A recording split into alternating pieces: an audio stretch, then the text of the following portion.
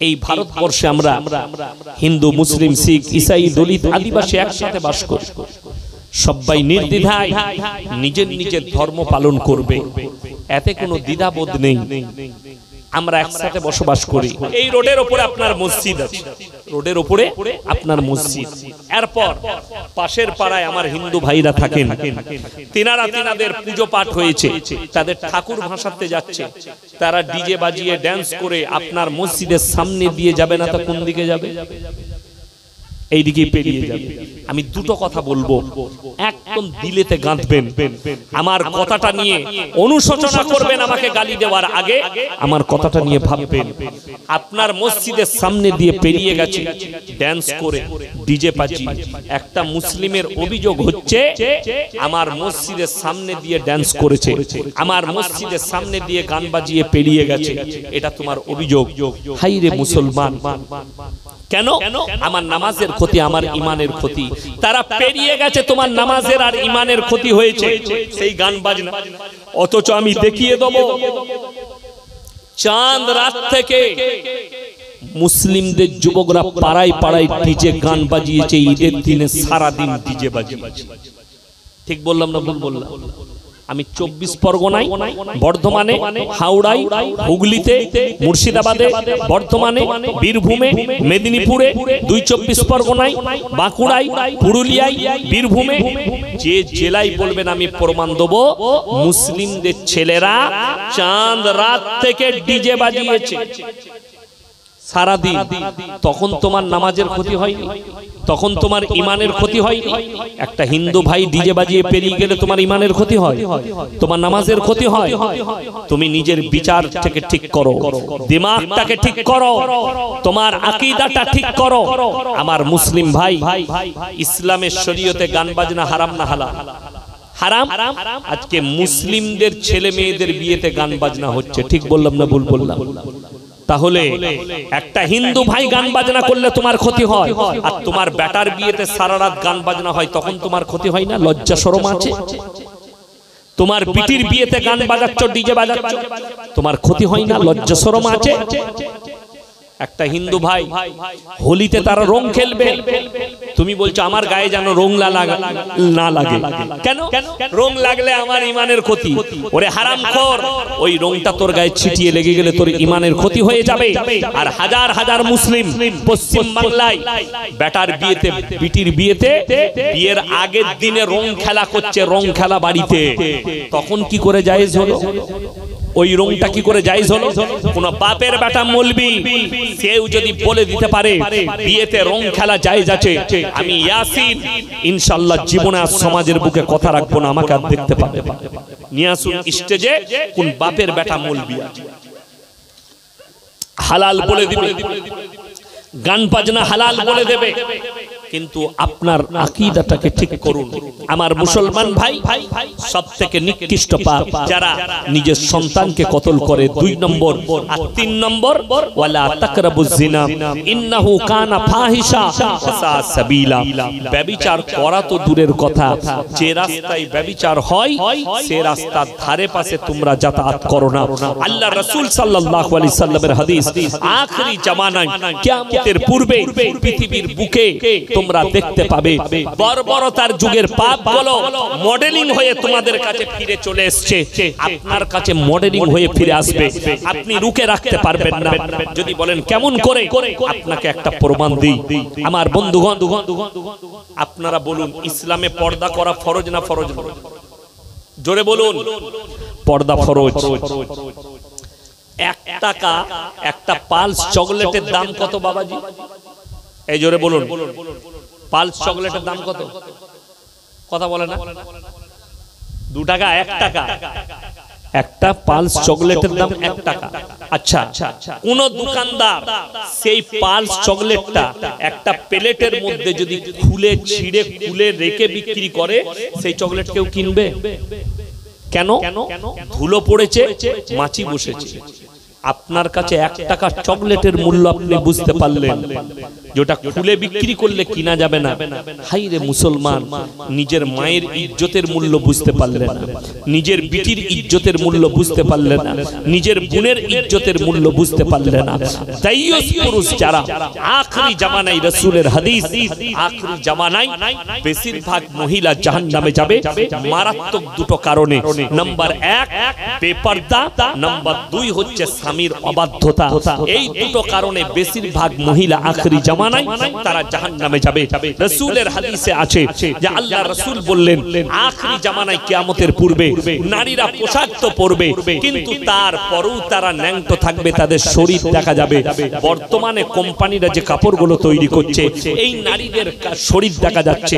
আমার যারা বাপের বয়সী বসে আছেন তারা অবশ্যই জানেন, আমার বাপের বয়সী লোকরা এরা জানেন, ইনাদের আমাদের দাদি যারা ছিল, ইনাদের বাপ দাদা যারা ছিল, ইনারা জানেন তখন ছিঁড়া কাপড়, মানুষের কাছে কাপড় থাকতো না। ঠিক বললাম না বাবাজি? সেলাই করে পরতো, তারপরও তাদের শরীরের অংশ কেউ দেখতে পাইনি। আর এখন এত দামি দামি কোম্পানির কাপড়, এত কাপড়ের দোকান, তারপরও মহিলাদের পেট আর পিঠ বেরিয়ে থাকছে, শরীর বেরিয়ে থাকছে, বুক বেরিয়ে থাকছে। বর্বরতার যুগের পাপগুলো চলে আসবে। আল্লাহ রাসূল সাল্লাল্লাহু আলাইহি সাল্লাম বললেন, আখরি জামানায় পৃথিবীর বুকে হারাম আওলাদে ভরে যাবে, এটাকে রোকা যাবে না। যদি বলেন হুজুর হারাম আওলাদ কি করে আসবে? ভারতের মাটিতে মারাত্মক পাপ ছুটছে, ভারতের মাটিতে। আমি কোন ধর্মের নাম লইনি, সব ধর্মের মধ্যে ছুটছে পাপটা। কোনটা? দুটো। 1 নম্বর হচ্ছে সমকামী। সমকামী অনেক সাধারণ লোক বুঝে না। ছেলেই ছেলেই বিয়ে, মেয়েতে মেয়েতে বিয়ে। আচ্ছা, একটা মেয়ের সঙ্গে একটা মেয়ের বিয়ে হলে বাচ্চা হবে? কথা বলে না। একটা ছেলের সাথে বিয়ে হলে ছেলে হবে? হবে না। এই পাপটা কবেকার? নবীজির যুগের নয়, ঈসা নবীর যুগের নয়, মুসা নবীর যুগের নয়, ইউসুফ নবীর যুগের নয়, ইব্রাহিম নবীর যুগের নয়। এই পাপ হচ্ছে হযরতে লূত নবীর কওমের পাপ। এই পাপের কারণে আল্লাহ তাআলা লূত নবীর বিবির জন্য জাহান্নামী ঘোষণা করেছেন। তার কওমকে রুটির মতো পাল্টানো হয়েছিল। যাদের বাড়িতে পৃথিবীর ম্যাপ আছে, ম্যাপটা খুলে দেখবেন, একটা সাগরের নাম বৈজ্ঞানিকরা রেখেছে মরা সাগর, যেখানে একটা পোকামাকড় জন্মায় না, কীট পতঙ্গ জন্মায় না, যেখানে কোনো কিচ্ছু জন্মায় না, সেই সাগরটার নাম হচ্ছে মরা সাগর। ওই জায়গায় আল্লাহ লূত নবীর কওমকে রুটির মতো পাল্টিয়েছিলেন। আমার বন্ধুগণ, লূত নবীর বিবিকে আল্লাহ জাহান্নামী ঘোষণা করেছে। তার কওমের কাছে কি পাপ ছিল? এই সমকামী। আল্লাহ রাসূল বলেছিলেন আখরি জামানায় বর্বরতার যুগের পাপগুলো মডার্নিং হয়ে আসবে। আজকে এই পাপটা ছড়িয়েছে শিক্ষিতদের কাছে। আর দ্বিতীয় নম্বর পাপটা আমভাবে শিক্ষিত অশিক্ষিতর কাছে ছড়িয়ে গেছে, সেটার নাম হচ্ছে লোকের বউকে নিয়ে পালিয়ে গিয়ে ঘর করা। এই আমি মনে হয় কালকেই দেখছিলাম, কাল না পরশু, বিহার ইউপির ঘটনা। মেয়ের বিয়ে ঠিক হয়েছে, দিন ঠিক হয়ে গেছে, সব ঠিক হয়ে গেছে, এরপরে বিয়ে হবে। ঠিক 1 সপ্তাহ আগে যে জামাই হবে সে শাশুড়িকে নিয়ে পালিয়ে গেছে। যা বুঝে ঘর। কাকে নিয়ে বললাম? শাশুড়িকে নিয়ে। এটা আমি মজাক করিনি, একদম বাস্তব ঘটনা, সত্য ঘটনা। এটা আমি গল্প বলিনি আপনাদেরকে, একবারই রিয়েল। মোবাইলে মিডিয়া ছড়িয়েছে। পুলিশ তাদেরকে অ্যারেস্ট করে এনেছে। মেয়েটাকে জিজ্ঞেস করছে, आप किसके पास रहना चाहती है? बोले मैं तो उससे शादी करना चाहता हूँ, वही मेरा पति है, मेरा जो अगला पति है ये हमको सुख नहीं दे पाते, इसीलिए मैं उसी के पास रहना चाहती हूँ। बस চলে গেল লিগে। আমার মুসলিম ভাই, মুসলমানদের মধ্যে এটা ছড়িয়েছে, লোকের বউকে নিয়ে পালিয়ে গিয়ে ঘর করছে। আপনার জানা আছে? শুনে রেখে দেন হারাম আওলাদ গুলো কিভাবে হবে। এ জানেই না ইসলামী শরিয়া কি। এক নম্বর বললাম ওয়ালা তাকরাবুজ জিনা ইন্নাহু কানা ফাহিশা ওয়া সাআ সাবিলা। ব্যভিচার করা তো দূরের কথা, যে রাস্তায় ব্যভিচার হয় সেই রাস্তার ধারে পাশে তোমরা যাতায়াত করবে না। আমার বন্ধুগণ, এই ব্যভিচার এটার কি শাস্তি আছে ইসলামী শরিয়ায়? ইমাম বুখারী রাহমাতুল্লাহ আলাইহি এবং তাফসীরের মধ্যে আছে, কোন বিবাহিত পুরুষ আর বিবাহিত মহিলা তারা যদি পরকিয়া করে আর যদি প্রমাণ হয়ে যায়, ধরা পড়ে যায়, যদি ইসলামী শাসন হয়, তাহলে তাদেরকে মুন্ডুচ্ছেদ করলে হবে না, তাদেরকে মধ্যখানে নামিয়ে জনসমক্ষে পাথর মেরে মেরে কষ্ট দিয়ে হত্যা করতে হবে। পাথর মেরে মেরে, এটা হচ্ছে ইসলামী শরিয়ার শাস্তি। যদিও আমরা যে দেশটা বাস করছি ভারতবর্ষ, এই দেশের আইন আছে, কোর্ট আছে, প্রশাসন আছে, এখানের বিচার ব্যবস্থা আছে। আমার ভাই, দ্বিতীয় নম্বর, কোন ছেলে যদি কোন মহিলাকে ধর্ষণ করে, তাকে জনসমক্ষে নিয়ে এসে হয় পাথর মেরে মেরে হত্যা করতে হবে, তা না হয় খেপা কুকুর দিয়ে তাকে ছিঁড়ে খাইয়ে দিতে হবে। দুটো। নাম্বার 3, কোন যদি অবিবাহিত মহিলা আর অবিবাহিত পুরুষ তারা যদি পরকিয়া করে ফেলে, তাদেরকে জনসমক্ষে নিয়ে এসে 100টা কুড়া মারতে হবে, চাবুকের বাড়ি মারতে হবে 100টা গুনে গুনে, নারী এবং পুরুষকে। এইটা হচ্ছে ইসলামের শাস্তি, পানিশমেন্ট। আমার বন্ধুগণ, এরপরে আপনি বুখারী শরীফের হাদিসে আছে, এর যে ব্যাখ্যা নিয়ে আসা হয়েছে, ইমাম বুখারী রাহমাতুল্লাহ আলাইহি লিখলেন, শুধু এই শারীরিক মিলনটাই নয়, কোন মহিলা সে যদি সাজগোজে নিজের রূপে, নিজের পেট, পিঠ, চুল, নিজের শরীর দেখিয়ে কোন পুরুষকে উত্তেজিত করে, কিসের জন্য? ব্যভিচারের জন্য, এই মেয়েটাকে ওই শাস্তি দিতে হবে, যেহেতু এই ব্যভিচারের সমান পাপ করেছে। এটা ইসলাম।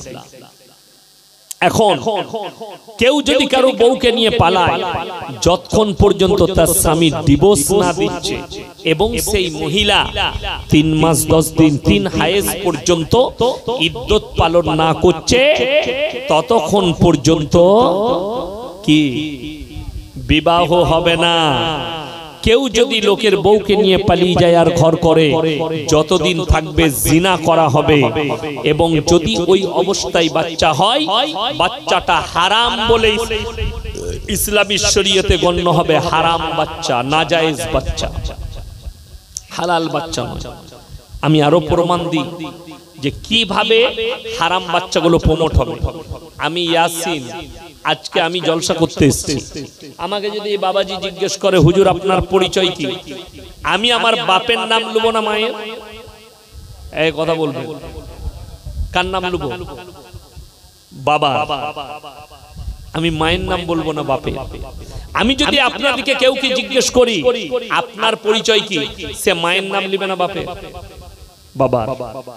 যদি বাবা মারা যায়, তাও মানুষ বলে মৃত অমুকের ছেলে আমি, বলে না? বলে। আপনাদের এখানে ছাগল আছে না? নাই আছে। ছাগলের বাচ্চা হলে পাঁঠার বাচ্চা বলেন না? ছাগলের গায়ের বাচ্চা হলে ষাঁড়ের বাচ্চা বলেন না? গায়ের বাচ্চা। কেন? আল্লাহ তাআলা ইনসানের যে পরিচয় ঘটিয়েছেন ওটা বাপের দ্বারা, আর জানোয়ারের পরিচয় ঘটিয়েছেন মায়ের দ্বারা। যদি বলেন তাহলে হারাম বাচ্চা কিভাবে আসবে?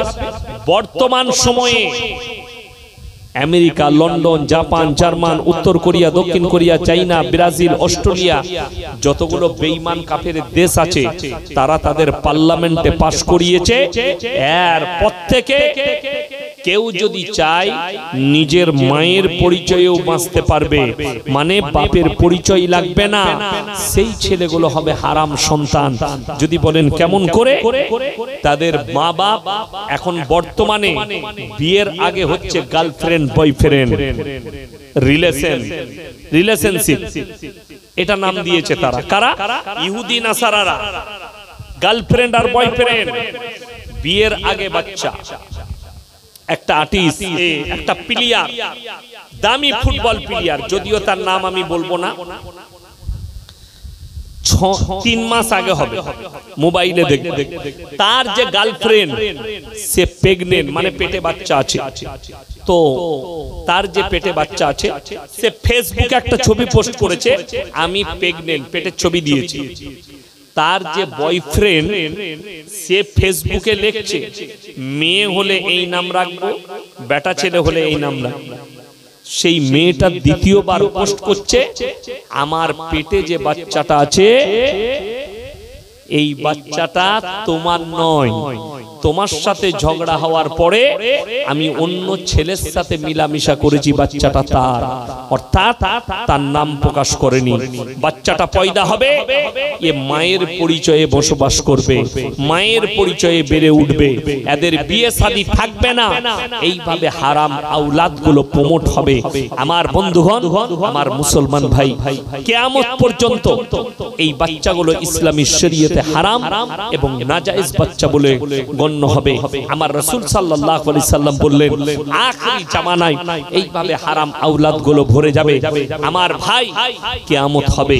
আল্লাহ রাসূল সাল্লাল্লাহু, এখন আপনার মনে মনে হচ্ছে গাজা আর ফিলিস্তিনে নিরীহ মুসলমান মারা যাচ্ছে, শুধু এটা নয়, গোটা পৃথিবীতে 25 কোটি মুসলমানের প্রাণহানি হবে।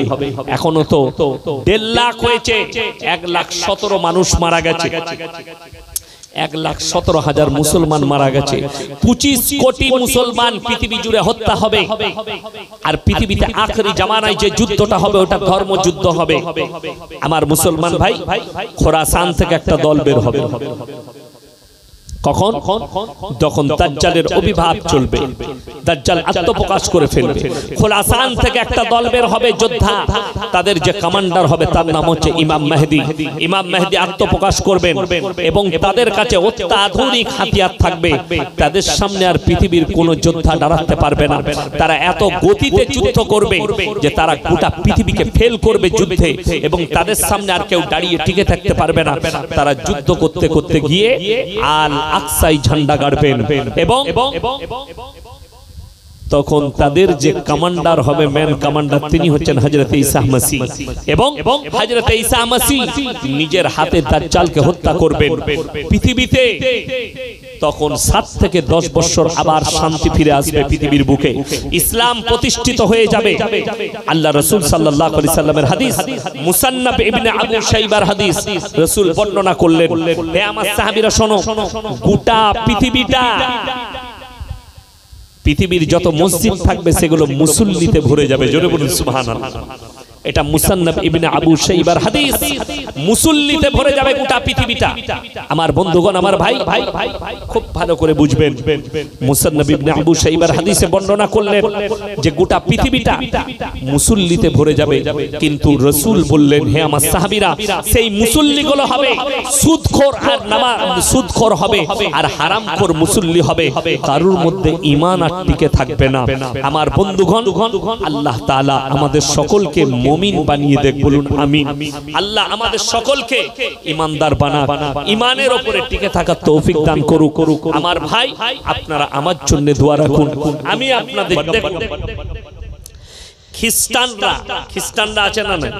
খ্রিস্টান আছে একটা জাতি, বৃহত্তম পৃথিবীতে, লন্ডনে, আমেরিকায়, আফ্রিকায়, বহু জায়গায় খ্রিস্টান আছে। এরা ঈসা নবীকে মানে। খ্রিস্টানদের আল্লাহ কটা? কথা বলে না। খ্রিস্টানদের আল্লাহ কটা? 3টে। কটা বললাম? কটা? মাথায় রাখবেন, 3টে। নাম্বার 1, তারা আল্লাহকে বিশ্বাস করে তিনি সৃষ্টিকর্তা। নাম্বার 2, ঈসা মাসীহকে তারা বলে সৃষ্টিকর্তা।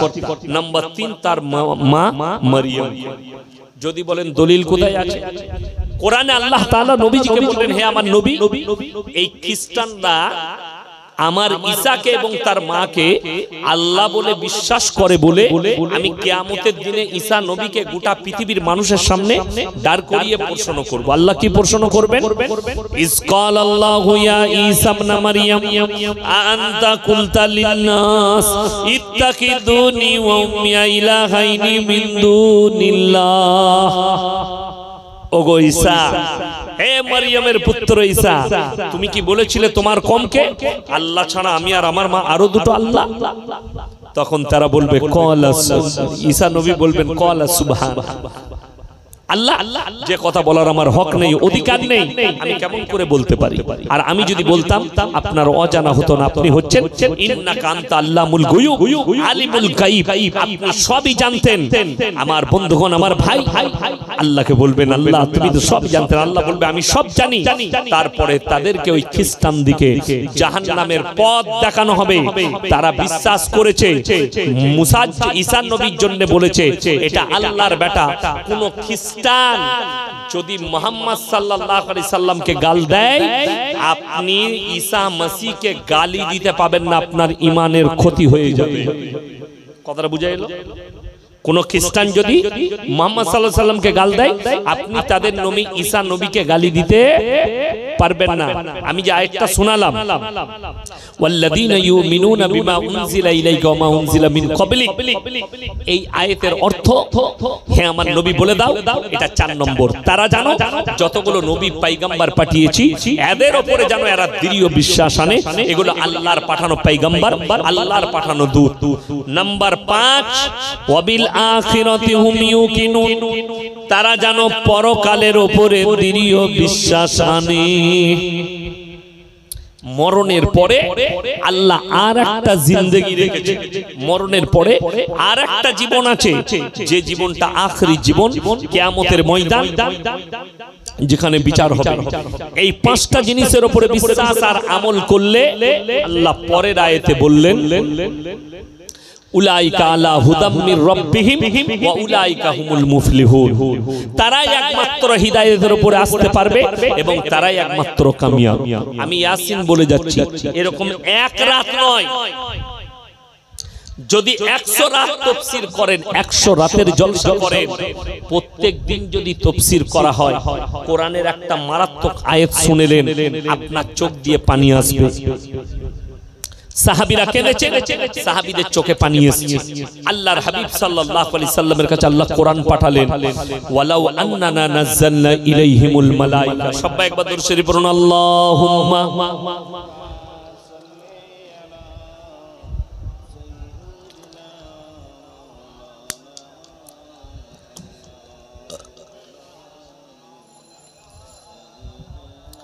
وعلى آل سيدنا وشفيعنا وحبيبنا وسندنا مولانا محمد।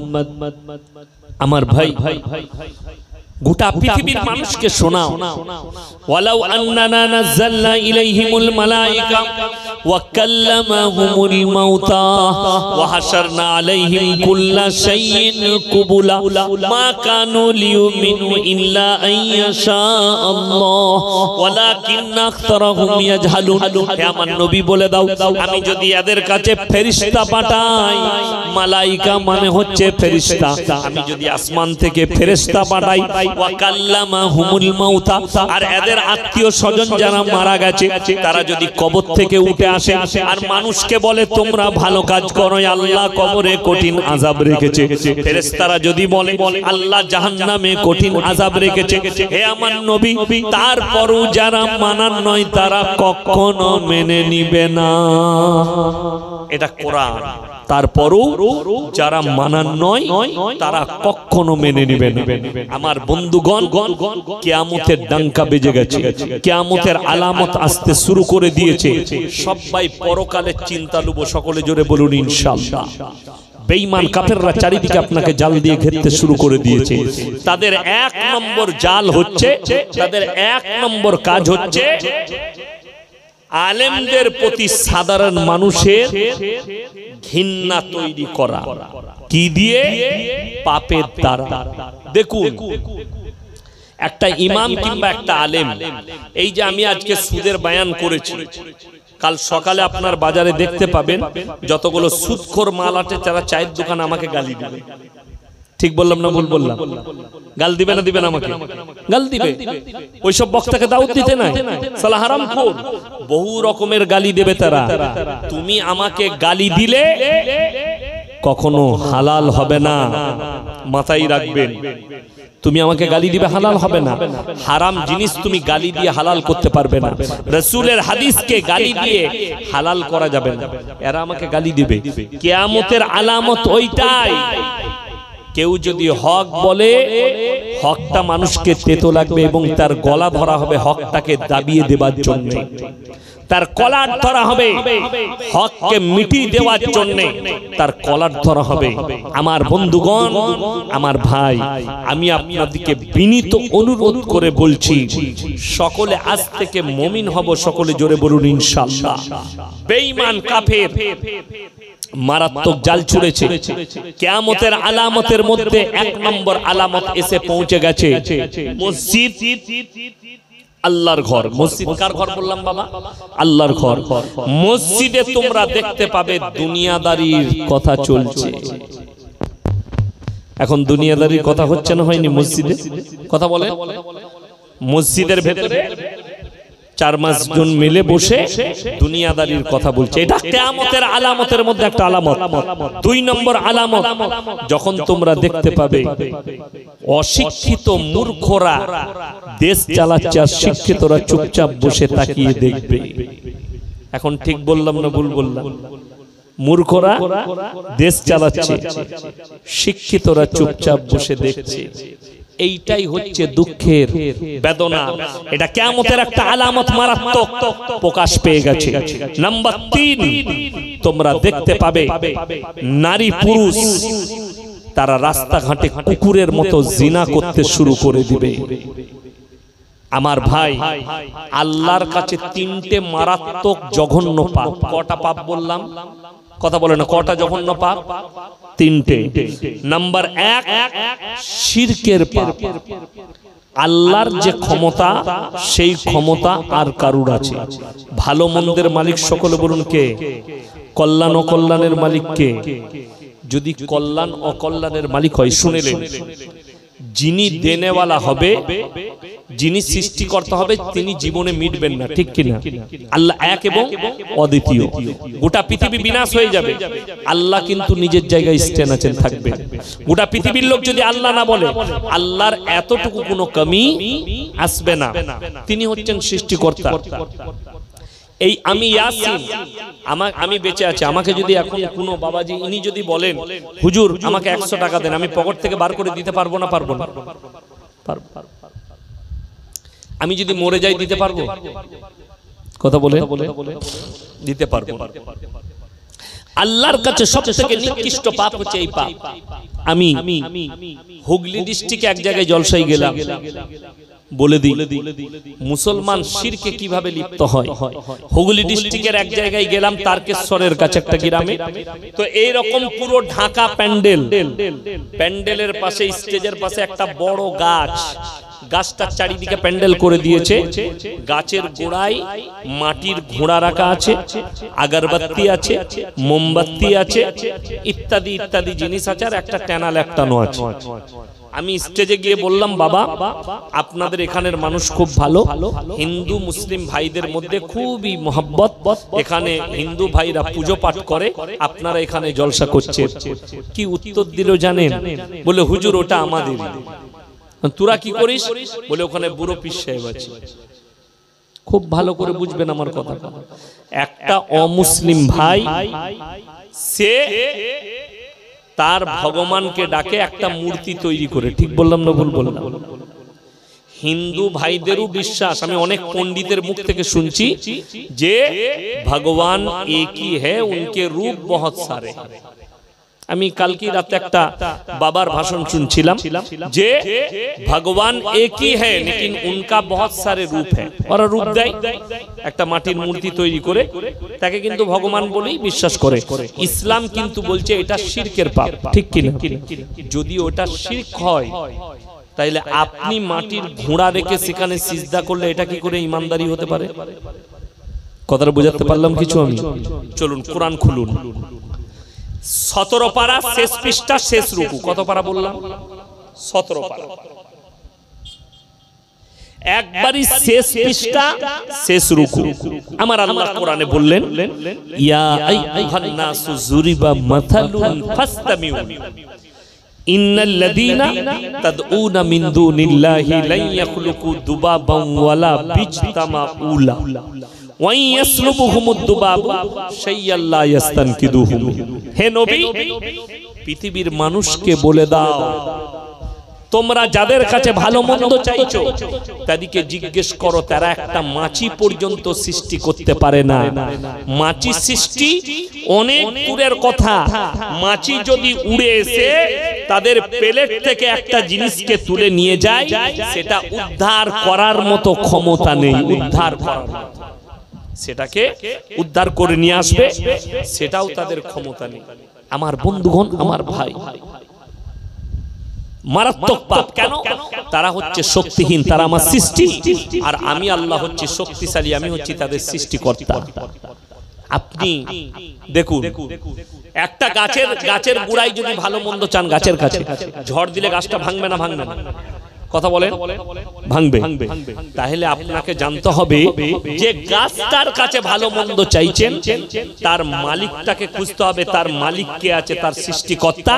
তার কাছে চাইলে আরো বেশি মাল পাবেন। পাবেন না? পাবেন না? এটা হচ্ছে সব থেকে জঘন্য পাপ। দ্বিতীয় নম্বর সব থেকে নিকৃষ্ট পাপ, ওয়ালা তাকতুলু আওলাদাকুম খাশিয়াতা ইমলাক নাহনু নারযুকুহুম ওয়া ইয়্যাকুম। তোমরা দরিদ্রতার ভয়ে, খাওয়াবার ভয়ে তোমার পেটের সন্তানকে কতল করো। অনেক লোক আছে, একটা বাচ্চা, আমার স্ত্রীর পেটে আর একটা বাচ্চা এসেছে, এটাকে নেবো না, এটাকে শেষ করে দিয়ে ওষুধ দিয়ে, ইনজেকশন দিয়ে, ওয়াশ করে সেই বাচ্চাটাকে তুলে ফেলিয়ে দেয়। দেয় না? দেয় না? আমি আগে কোরআন শুনিয়েছি, যারা বলছে মানুষ মিটে গেলে আপনি ভাববেন আপনার স্ত্রীর বাচ্চাটা, পেটের বাচ্চাটা আপনি ওষুধ দিয়ে, ইনজেকশন দিয়ে, ওয়াশ করিয়ে, রক্ত পানি করে নদ নদী নালায় পৌঁছেছেন, পায়খানার চেম্বারে চলে গেছে রক্ত হয়ে, পানি হয়ে। আল্লাহর কসম, এই বাচ্চাগুলোকে দাঁড় করানো হবে। ইমাম বুখারী রাহমাতুল্লাহ আলাইহি বুখারী শরীফের মধ্যে লিখেছেন, এটার জন্য আল্লাহর কাছে মাপ চাও। তার জন্য এখানে লেখা আছে, এটা যে আল্লাহ মাপ করবেন এই পাপ, এটা কোনো উল্লেখ করেননি ইমাম বুখারী রাহমাতুল্লাহ আলাইহি, যে তার মাফি হবে আল্লাহর কাছে। আপনাকে কেনে কেনে ক্ষমা চাইতে হবে। এখন আল্লাহ ক্ষমা করলে ক্ষমা হবে, নাইলে ক্ষমা নাই। কথাটা বুঝতে পেরেছেন না? আচ্ছা বলুন তো, জানেন কোরআনে আছে, এটা প্রত্যেকটা মুসলমানের জানা দরকার, যে সমস্ত হিন্দু ভাই, দলিত ভাই, আদিবাসী ভাই আমার বয়ান শুনেন, তারাও শুনবেন। এটা মুসলিম নয়, গোটা সমাজ ব্যবস্থার জন্য জানা দরকার। এটা প্রত্যেকটা মুসলিম ভাইয়ের আমল করা দরকার। কোন মানুষকে, আল্লাহ এখানে ধর্মের কথা বলেনি, কোন মানুষকে কেউ যদি অন্যায়ভাবে হত্যা করে, সে গোটা মানব জাতিকে হত্যা করলো। কোন মানুষকে যদি কেউ উপকার করে, সে কোন ধর্মের নয়, আপনি তার উপকার করেছেন, গোটা মানব সমাজের সে উপকার করলো। আল্লাহ কোরআনে বলেছেন, আমার রাসূল সাল্লাল্লাহু আলাইহি সাল্লাম হাদিস বর্ণনা করেছেন, হে আমার সাহাবীরা, তোমরা মুমিন হতে পারবে না ততক্ষণ পর্যন্ত যতক্ষণ পর্যন্ত তোমার কাছ থেকে তোমার প্রতিবেশী সুরক্ষিত নয়। তুমি দেখো না তোমার বাড়ির পাশে কে বসবাস করছে, সে হিন্দু হোক, সে দলিত হোক, সে আদিবাসী হোক, সে খ্রিস্টান হোক, সে শিখ হোক, সে ঈসাই হোক, সে যদি ক্ষুধার্ত হয় খাবার দাও, বস্ত্রহীন হলে বস্ত্র দাও, বিপদে পড়লে পাশে দাঁড়াও। এটাই হচ্ছে আমার রাসূল সাল্লাল্লাহু আলাইহি ওয়াসাল্লামের আদর্শ। আমার বন্ধুগণ, আমার ভাই, আপনার দ্বারা যেন কেউ কষ্ট না পায়, এটা আল্লাহ কোরআনে বললেন। আর আপনি আপনার পেটের বাচ্চাটাকে বিনা কারণে হত্যা করছেন।